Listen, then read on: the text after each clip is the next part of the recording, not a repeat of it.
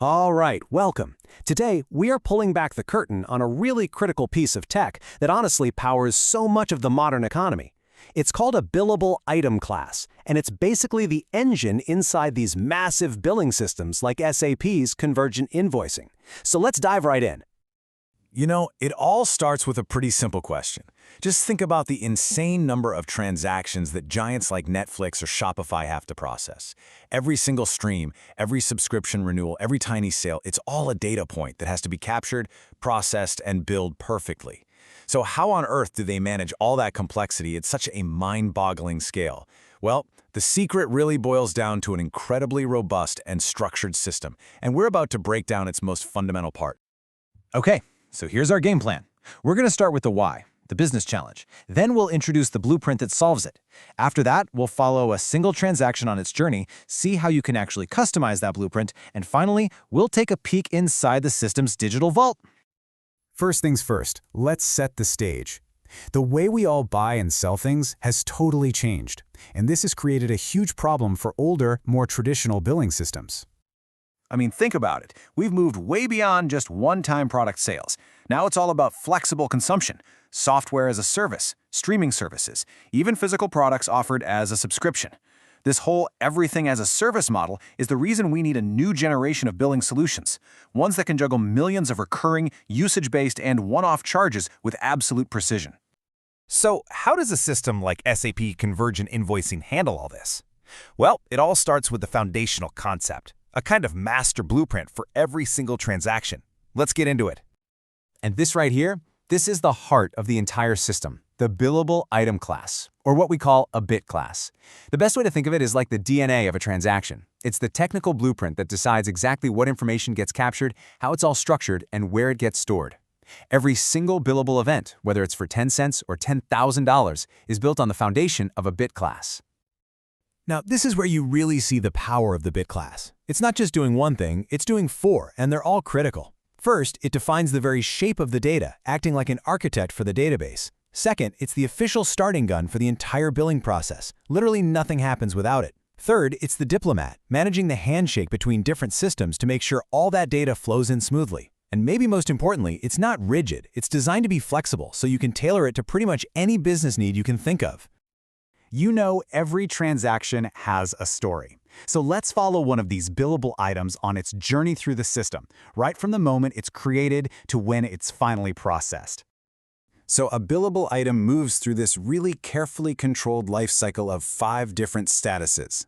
It starts its life as raw, that's status 0, where the data's still kind of being worked on.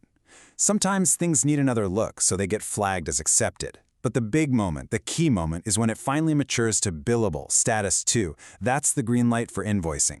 Now, if an invoice ever gets reversed, the item goes into billable accepted, ready to be processed again. And finally, it reaches its destination, billed, status 4. This whole progression isn't just a workflow, it's what guarantees the integrity of the data. Okay, so the most important part of this whole journey is that jump from raw to billable.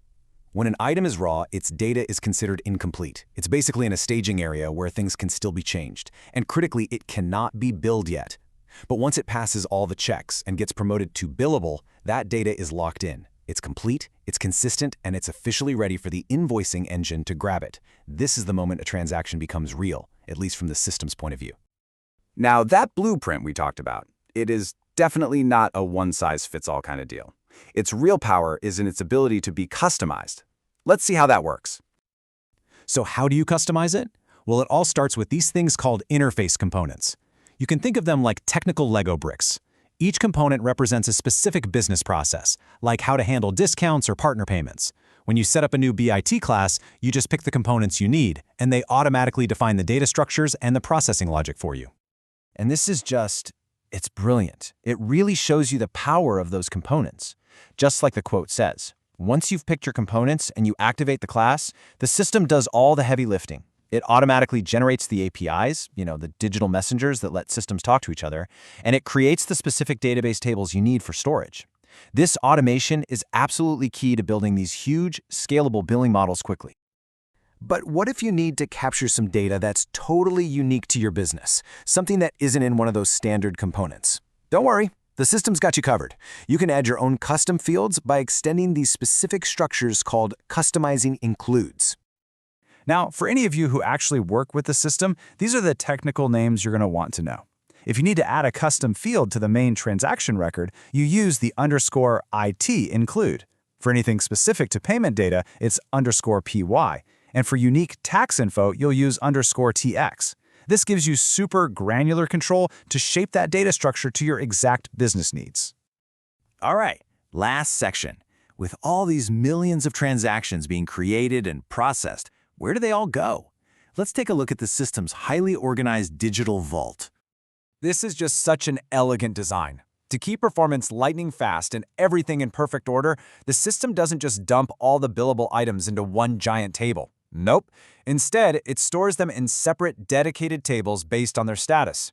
There's a table for raw items, another one for billable items, and another for billed items. And this separation isn't just about being tidy. It's what allows a global company to close their books in days instead of weeks because the system can process these separate pools of data in parallel at incredible speeds. And that really brings us to our final thought here. When you have a system that's built on such a logical, structured, and scalable blueprint, where every single transaction has a defined path and a dedicated place, it just completely changes the game. It makes you wonder, what's the real limit for transaction processing? With this kind of architecture, how many events could your business process? Not just in an hour, but per minute or even per second. It's something to think about.